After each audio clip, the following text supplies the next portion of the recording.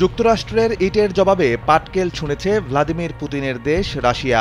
এর আগে ইউক্রেন যুদ্ধকে কেন্দ্র করে রাশিয়ার সামরিক অভিযানের বিরুদ্ধে নতুন করে নিষেধাজ্ঞা আরোপ করে ওয়াশিংটন। নিষেধাজ্ঞায় মস্কো এক্সচেঞ্জের উপর বিধিনিষেধ আরোপ করেছে দেশটি। পাল্টা পদক্ষেপ নিতে এক মুহূর্ত দেরি করেনি রাশিয়া।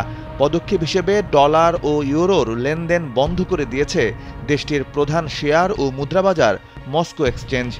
এক বিবৃতিতে রাশিয়ার কেন্দ্রীয় ব্যাংক বলেছে, মস্কো এক্সচেঞ্জ গ্রুপের বিপক্ষে নেওয়া যুক্তরাষ্ট্রের নিয়ন্ত্রণমূলক পদক্ষেপের কারণে মার্কিন ডলার ও ইউরো ভিত্তিক সম্পদের লেনদেন ও নিষ্পত্তি স্থগিত থাকবে। মিনিস্টার ফ্রিজ কিনুন, হাম্বা জিতুন, আরও আছে আকর্ষণীয় উপহার। মস্কো এক্সচেঞ্জ রাশিয়ার প্রধান শেয়ার ও মুদ্রাবাজারই নয়, বরং এটি বৈদেশিক মুদ্রা লেনদেনের নিকাশ ঘর হিসেবেও কাজ করে থাকে। এ কারণে এবারের মার্কিন নিষেধাজ্ঞাকে একটি বড় আর্থিক শাস্তি হিসেবে দেখা হচ্ছে। যুক্তরাষ্ট্র নতুন এই নিষেধাজ্ঞা দেওয়ার পর বুধবার সন্ধ্যায় রাশিয়ার কেন্দ্রীয় ব্যাংক খুব দ্রুত উত্তেজনা প্রশমিত করার ব্যবস্থা নেয়। রাশিয়ার কেন্দ্রীয় ব্যাংক বুধবার সন্ধ্যায় দেওয়া এক বিবৃতিতে বলেছে, মস্কো এক্সচেঞ্জ গ্রুপের বিপক্ষে নেওয়া যুক্তরাষ্ট্রের নিয়ন্ত্রণমূলক পদক্ষেপের কারণে মার্কিন ডলার ও ইউরো ভিত্তিক সম্পদের লেনদেন ও নিষ্পত্তি স্থগিত থাকবে।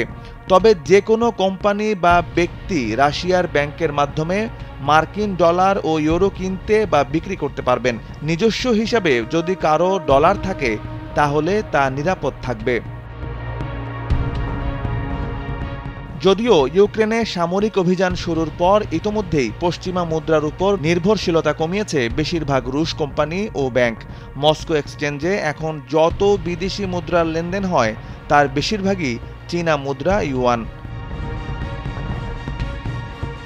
সোভিয়েত ইউনিয়নের পতনের পরের ৩ দশকে দেশটির মুদ্রা রুবলের অনেকবার অবমূল্যায়ন হয়েছে। এই নিয়ে এক ধরনের ভয় রয়েছে রুশ সমাজে। ফলে অনেক রুশ নাগরিক পশ্চিমা মুদ্রায় তাদের অর্থ সঞ্চয় করতে পছন্দ করেন, আর অর্থনৈতিক সংকটের সময় রুবল বিক্রি করে দেন তারা।